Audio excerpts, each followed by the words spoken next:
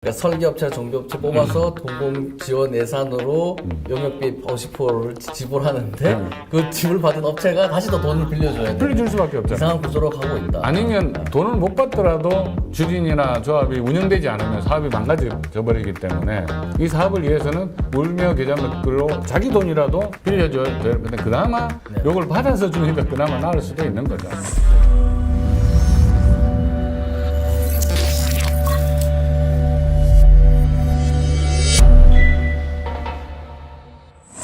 네, 안녕하십니까. 국내 최고의 재개발 재건축 소개 분석소 수리입니다. 교수님 안녕하세요. 안녕하세요.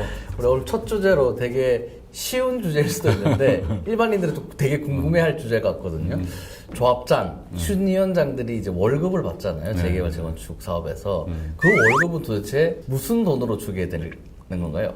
원래는 도정법이 생기기 전에 조합과 시공자가 공동시행자로서 조합은 토지를 제공하고 시공자는 거기에 필요한 사업비나 사업 추진에 필요한 자금을 대는 공동시행의 형태로 진행을 되다가 도시정비법이 들어오면서 시공자는 단순 시공자가 되면서 사실은 자금을 가져올 수 있는 시스템이 약간 붕괴된 그런 경향이 있고, 근데 어찌됐든 주진위원장이나 준비위원장, 조합장, 재개발을 하기 위한, 재건축을 하기 위한 모든 비용은 조합원들이 부담하는 거죠. 사업비에서. 네. 조합원들이 부담한다는 게 결국 이제 분담금이라는 걸로 내게 되는데. 아, 그렇죠. 제가 이제 기자로 이제 취재 다녀보면은 분담금을 처음부터 조합 만들어질 때부터 내진 않더라고요. 네. 보통 조합원 분양 받고부터 내든지, 서울 지역 같은 경우는 시공사들이 조금 유예시켜줘가지고 입주 때 낸다든지 입주 그렇죠. 후 분할해서 내게 한다든지 결국 이제 후불제잖아요. 네. 그 앞단에 근데 조합장님들은 월급을 계속 받으시더라고요. 지금 그 돈은 어디서 난 돈이죠? 차입금 또는 대여금의 형태로 각 협력업체가 일부 되거나 서울시 같은 경우는 공공지원제도에서 기금을 통해서 지원해주고 있고, 부족한 것은 협력업체들이나 차입금을 통해서 우선 쓰고 시공자 되면 또 상환하고 시공자가 대여금을 줘서 결과적으로는 모든 사업비 들어가는 비용은 금융 비용이 포함된 비용으로 쓰고 있다. 이렇게 보면 되겠죠. 그러니까 금융 비용이 포함된 비용이라고 하시면은 결국에는 이제 대출을 받아서 하는 건데, 그렇습니다. 그 대출을 해줄 때 시공사가 신용 보강이라 그러죠. 네. 책준 확약이 될 수도 있을 거고 지급 보증이 될 수도 있을 거고, 시공사 뽑기 전에는 서울시가 조금 예산 지원을 통해서 빌려줄 수도 있고, 그게 좀 모자라거나 아니면 그걸 못 받았거나 하는 경우에는 그 협력업체한테 빌린다, 이렇게 정리해 볼 수 있는 것 같습니다. 그렇습니다. 그럼 협력업체들이 돈을 빌려준다라는 개념으로 가게 되면은 지금 이제 언뜻 딱 생각했을 때, 야, 돈 빌려줬으니까 나 뽑아줘, 아니면은 돈 빌려줬으니까 용역비 조금 올려줘, 이렇게 해도 될 수 있을 것 같은데. 원칙적으로는 협력업체가 선정되기 전에 대여를 해주면 이것은 불법이 되는 겁니다. 그래서 선정이 되고 나서 계약을 하고 난 이후에 공식적으로 금전소비대책 계약서를 쓰고 대여를 해야 합법적인 게 되겠죠.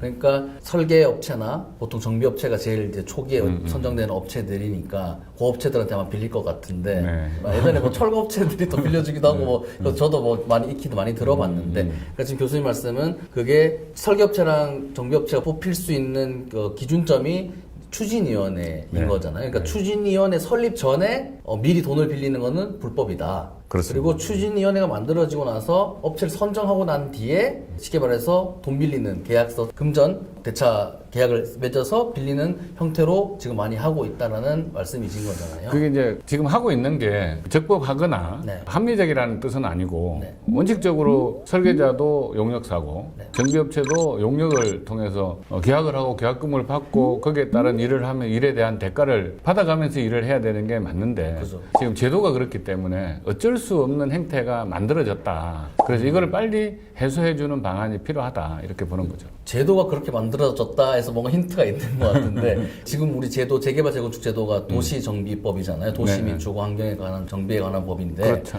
그 교수님이 하실 말씀이 좀 있으실 것 같아요.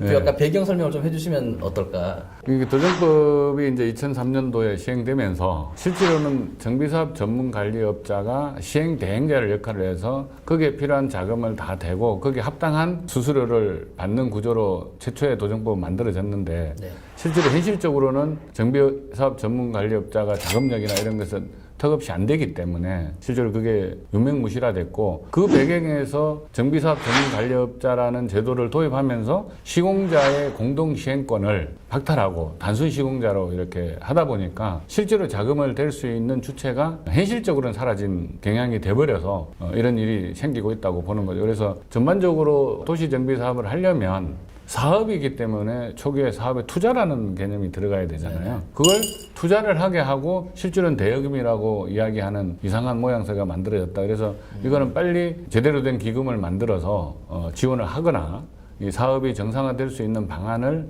모색해야 되는 시점이라고 보는 거죠. 그래서 지금 정리해보자면은 원래 이제 도정법이 만들어지기 전에는 시공사와 조합이 공동시행 형태로 가면서 그렇죠. 토지를 대고 사업비를 조달하고 조합에서 토지, 시공사에서 자금을 빌려주는 대신에 사업이 이제 끝나고 나서 이익이 발생하면은 거기에서 나눠 가지는 그렇죠. 구조로 네. 갔는데 네. 이거를 시공사 너무 그 영향력이 커지다 보니까 영향력을 줄이는 차원에서 너희는 단순 공사만 해라. 네. 대신에 요 관리하는 역할을 대신할 어떤 새로운 업종으로 정비사업 전문관리업체가 생겨났는데 그렇죠. 말씀대로 정비사업 전문관리업체가 시공사만큼의 자금력이 없다 보니까 네. 조금 이상한 구도로 그렇죠. 흘러오게 된 네. 그래서 뭐 설계업체한테 얼마 빌리고 뭐 정비업체한테 얼마 빌리고 그렇죠. 뭐 그런 식으로 갔다는 말씀이잖아요. 특히 일부에서는 이제 조합의 대표자들이 자금력이 있으면 금융기관으로부터 일부 빌리기도 하는데 일반화될 수는 없는 구조고 네네. 시공자가 선정될 때까지 자금이 조달이 안 돼서 지금 공공지원제도에서 사업시행 인가, 조합 설립되고 사업 인가가 나고 난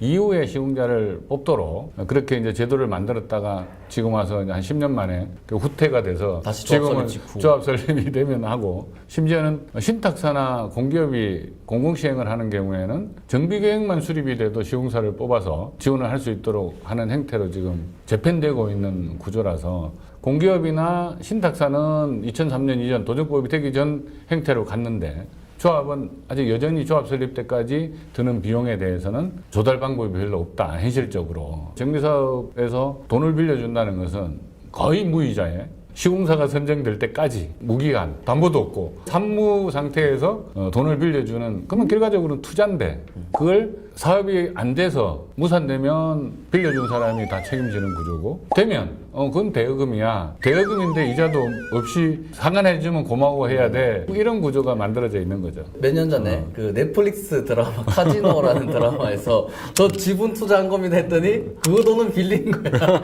서로 입장이 다른. 네, 네. 그리고 뭐 재개발 재건축하면 우리 주민분들이 많이 아시는 이제 음아파트 같은 사태. 뭐 20년 30년 동안 뭐 조합이 못 만들어지고 뭐 공사를 못 하면은 쉽게 말해서 돈 빌린 돈 그냥 묶여 있는 거가 그렇습니다. 되네요. 네. 그리고 아까 그 공공지원자 제도 말씀을 하셨잖아요. 이게 사실은 시공사에 좀 값지도 좀 줄여보고 약간 자금적으로도 조금 조합을 좀 독립시켜주자라는 취지에서 시작된 걸로 아는데 사실 그거 만들어질 때 좀 참여를 하셨었잖아요. 네네. 그거 좀 공공지원자 제도의 그 배경, 탄생 배경 그리고 왜 이때까지 처음에 그 취지와 다르게 조금 잘 운영되지 못했던 거 이런 것도 좀 역사를 한번 훑어보면 좋을 것 같아요. 네. 아까 이야기했듯이 도시정비법이 만들어지면서 시공자를 이제 공동시행자의 지위에서 단순 시공자로 바꿨고 그러다 보니 자금이 안 되는 것을 2006년, 7년도에 와서 이제 공공에서도 서울시, 특히 이제 서울시에서 인지하게 돼서 지금까지는 도시정비 사업을 하는데 조합원과 시공사의 관계에서 공동시행을 해서 오는 것을 공동시행권을 박탈했기 때문에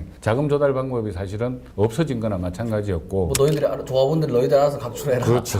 막말로 그렇게 된 거잖아요. 네. 근데 이제 그러다 보니까 지금까지는 이렇게 공공기여를 중심으로 해서 사업을 할 수 있도록 했는데 그게 잘 작동을 안 하니까 서울시가 이제는 지원을 좀 해주자. 지원을 해주고 사업이 될 수 있도록 도와주자 하는 측면에서 공공지원 제도를 구상하게 된 거고 그때 이제 가장 지금 부족했던 자금이 부족하니까 자금을 뭐 100%는 아니더라도 일정이라도 지원해 줄 수 있는 방안을 만들자가 최초에 모토고 네네. 그러다 보니까 이제 아까 시공자 선정 시기를 대신에 사업 시행 인가 이후로 밀면서 그 사이에 시공자 선정될 때까지 자금은 서울시가 대여를 해주겠다. 그렇게 만드는 게 공공시행자의 큰 골격이죠. 근데 제가 취재 다녀보면 그 서울시에서 예산 지원받았다는 조합이 거의 없더라고요. 그거 왜 그렇게 된 겁니까? 최근에 이제 2010년도 당시에는 실제로 그 정비사업 기금이라는 게 조성이 돼서 약 한 7,500억 정도 서울시가 자금을 갖고 있어서 그걸 이제 시드머니로 해서 지원해 주려고 첫 해에는 1,000억이라는 예산을 세우기도 했죠. 2010년도 당시에. 네. 네네. 근데 이제 그 한 10년간 계속 줄어들어서 네네. 마지막에는 1년에 30억도 안 되는 예산만 가니까 받을 수 있는 상황이 아니었죠. 그리고 한 10년간 출구 전략을 했기 때문에 도시 정비 사업을 출구 전략을 통해서 전면 철거 방식을 지향하는 쪽으로 정책이 바뀌다 보니까 실제로는 출구 전략을 하고 있는데 다 자금을 서울시가 된다는 것은 또 모순이잖아요. 여기 추후 전략이라는 거는 이제 정비 사업 접고 재생으로 가자. 가 만들고 뭐 아파트 그대로 남겨놓고 네, 우리 고 박원순 시장님 시절에 그 정책인 건데 그게 아직 영향이 있다고 보는 거죠. 계속 이런 식으로 갈 수는 없는 거잖아요. 근데 그렇습니다. 최근에 서울시가 또 예산 늘리고 있다는 이 소식도 들리더라고요. 지금 뭐 300억 가까이 늘렸으니까 네네. 많이 늘린 거죠. 5년 전에 비하면. 네네. 그래도 여전히 부족하다. 실질적으로 자금이 안정적으로 지원될 수 있는 방안이 있어야 정비 사업도 활성화될 거다. 예를 들면 우리 모아타운이나 소규모 정비 사업은 실제로 공공에서 지원을 해주고 있고 허그에서 조합 설립만 돼도 자금 지원을 해주고 있는 모델이 있으니까 네. 재개발 재건축에도 도입이 돼야 된다 이렇게 보는 거죠. 그럼 약간 궁금한 게 그 한 1,000가구 기준으로 봤을 때 소유주가 한 1,000명 정도 되는 조합인다 했을 때 필요한 초기 사업비는 얼마 정도 되나요, 보통? 지금 이제 신탁사나 공기업들이 지금 진행하는 걸 보면 시공자가 선정될 때까지 물론 그 신탁이나 공기업들은 시공자 선정 시기를 굉장히 앞당겨서 하고 있기는 합니다. 근데 그런 거를 감안해 보면 제가 보기에는 50억 이상 투자되는 현장은 없거든요. 한 현장에 50억 정도 뭐 맥스 50억 정도가 대여를 해주면 그 이후에 시공자가 선정돼서 현재 상태로 구조가 가능하고 실제로 시공자가 선정됐다 할지라도 네. 시공자로부터 자금을 조달해서 지금처럼 하는 방식은 맞지 않다. 그리고 어느 정도 실제 시공자도 일반 분양을 하거나 분양 수입이 들어오는 데서 돈을 가져가야 되는 주체지 네, 그렇죠. 자금을 대로 들어오는 회사는 아니다. 그러다 보니까 공사비가 이렇게 턱없이 높아지는 불합리가 생기는 거죠. 공사비 또 증액해달라고 하면 거부할 그렇죠. 수가 없고. 그렇죠. 그러면 지금 교수님 말씀 정확히 보면은 공공지원 제도를 통해서 예산을 지원하는 것들이 좀 더 확대돼야 되고 그 확대 범위가 지금은 이제 시공사 성능 앞전까지 지원을 해주는데 장기적으로는 시공사가 그 신용보관에서 자금을 끌어오는 그것까지도 대체해야 된다는 말로 해석할 수 있을 것 같은데 맞나요? 당연히 그렇게 해야 되겠죠. 예. 그럼 그 기금을 좀 조성하는 게 어렵나요? 왜 안 하고 있죠, 그게? 우리 공공지원제도를 만들 때도 타 시도에서는 다 반대 의견을 냈고요. 서울시는 이제 지원을 해서 그때 한 7천억 이상의 기금이 있었기 때문에 그걸 토대로 할 수 있겠다. 그 범위 내에서. 그때도 계속 기금이 쌓여가는 상태였기 때문에. 근데 이제 다른 시도에서는 그 기금을 만들지 않아서 실제로는 공공지원제도도 법에서 시행령 없이 바로 조례로 위임을 해주는 그런 행태로 법을 만들었었거든요. 네네. 그렇다면 중앙정부에서 예전에 재생을 위한 비용으로 1년에 10조씩 투자를 그냥 투자가 아니죠. 그거는 그냥 예산으로 썼거든요. 그런 행태로 한다 그러면 일정량이 기금이 조성될 때까지 대여할 수 있는 돈이니까 없어지는 게 아니고 네네. 대여를 해서 상환을 받으니까 어차피. 그렇죠. 제가 볼 때는 큰 비용은 아니라도 정비 사업을 하는데 큰 문제는 없을 거다. 지금 제 생각에는 공공기여 지금 약간 뺏어가잖아요. 그럼 빌려주는 그 반대급부로 공공기여를 받는다. 약간 그러니까 어차피 가져가는 건 똑같은데 논리를 그렇게 만들어가면 또 주민들 입장에서도 공공기여 하는 데 있어가지고 반감도 줄어들 것 같은데 거기에 대해서 어떻게 생각하세요? 저는 공공기여량을 조정을 해서 일정 금액을 지금 하는 데서 기금을 만들어서 네네. 향후적으로도 공공기여량 중에 일부를 기금화시키는 방법도 있을 거고. 다시 또 그 기금으로 재투자를 하고. 그 다음에 중앙정부에서 일정을 출자를 해서 네네. 기금을 한번 만들어주면 이거는 지속적으로 운영이 가능하기 때문에 우리가 서울시 공공지원제도를 만들 때도 사실은 지금 3.5% 이자율을 정할 때 서울시는 1%대 이자율만 가져가고 나머지 한 2% 정도를 보험료로 드린 거거든요. 네네. 근데 지금 그게 보험이 아니라 그냥 수수료로 처리를 하고 있다 보니까 네네. 실제로 사고가 나는 현장에서 위원장이나 조합장이 그 돈을 개인담 보증을 했기 때문에 개인이 파산하는. 개인이 파산한 이상한 일이 생기는 거죠. 그러니까 처음 설계를 할 때는 네네. 서울시는 1% 정도의 이자만 받고 나머지는 보험료로 한 거거든. 그럼 거기에 보험료 플러스 허그가 관리를 하니까 관리 비용이 한 1%에서 1.5% 해서 3.5%가 된 거거든요. 네네. 근데 그걸 실제로 3.5%를 그냥 이자다 이렇게 처리를 해버리니까 사고가 나도 해지가 될 수 있는 구조를 만드는데 지금 해지가 안 되고 있는. 그래서 만약에 하게 된다면 기금은 뭐 100개 중에 서울시 같은 경우에는 사고 나는 확률이 한두 개밖에 없습니다. 네네. 그러면 충분히 그 보험료로 적립한 돈으로도 한두 개 사고 나는 거를 커버하고, 그러니까 나머지 98개, 예를 들어 10개가 문제가 생긴다 할지라도 초기에 문제가 생기는 거라서 큰 비용이 아니거든요. 그렇죠. 나머지 90개의 사업장에서 서로서로 도와주는 보험 형태가 된다는 거죠. 어차피 사고 난다 하더라도 전체 사업비가 날아가는 게 아니고 초기에 그렇습니다. 투입된 비용만 메꾸면 되는 거니까. 그렇죠. 저도 재건축 단지 살고 있다 보니까 그 예산 말씀해 주신 걸 듣고 찾아보니까 이게 비용의 80%까지만 또 쓸 수 있더라고요. 이게 좀 그것도 좀 문제가 있어 보이는데 예. 그거 어떻게 생각하세요, 교수님? 근데 이제 일정 부분은 우리가 이제 공공이 일을 하다 보니까 다 100%를 빌려줄 수는 없다는 생각이 있기는 해요. 네네. 근데 이제 용역비를 지원해 주거나 사업비를 지원해 주는 것은 뭐 70%든 80%만 지원해 주겠다, 뭐 동의가 되고요. 근데 인건비라든가 뭐 우편료, 운영을 하기 위해서 필수적으로 들어가는 비용들은 사실 100%를 지원해 주고 해야 된다고 생각이 들고, 네네. 50% 이상을 사업비로 써야 된다라고 정해놓았기 때문에 네네. 그 50%를 빼고 나면 실제로 운영비로 쓸 돈도 없는 거죠. 결국 사업비로 줘봐야 그 돈을 받아서 다시 운영비로 빌려주는 이상한 행태로 운영이 될 수밖에 없는 거죠. 그러니까 설계업체나 정비업체 뽑아서 공공 지원 예산으로 용역비 50%를 지불하는데 그 지불받은 업체가 다시 더 돈을 빌려줘야 돼. 빌려줄 수밖에 없잖아요. 이상한 구조로 가고 있다. 아니면 돈을 못 받더라도 주진이나 조합이 운영되지 않으면 사업이 망가져 버리기 때문에 이 사업을 위해서는 울며 계좌 몇글로 자기 돈이라도 빌려줘야 될 텐데 그나마 네. 요걸 받아서 주니까 그나마 나을 수도 있는 거죠. 좀 이상한 결탁 구조. 그러니까 결국 공공 지원 제도가 좀 더 예산이 확대되고 그리고 또 용처도 조금 더 확대 그리고 뭐 그 용처에 따라서 비율도 조금 조정해주는 좀 세부적인 좀 조율이 필요할 것 같다는 생각이 당연합니다. 듭니다. 그 재개발 재건축 이제는 뭐 주택 공급의 거의 핵심이잖아요. 서울은 당연한 이야기고 그렇습니다. 수도권도 그렇고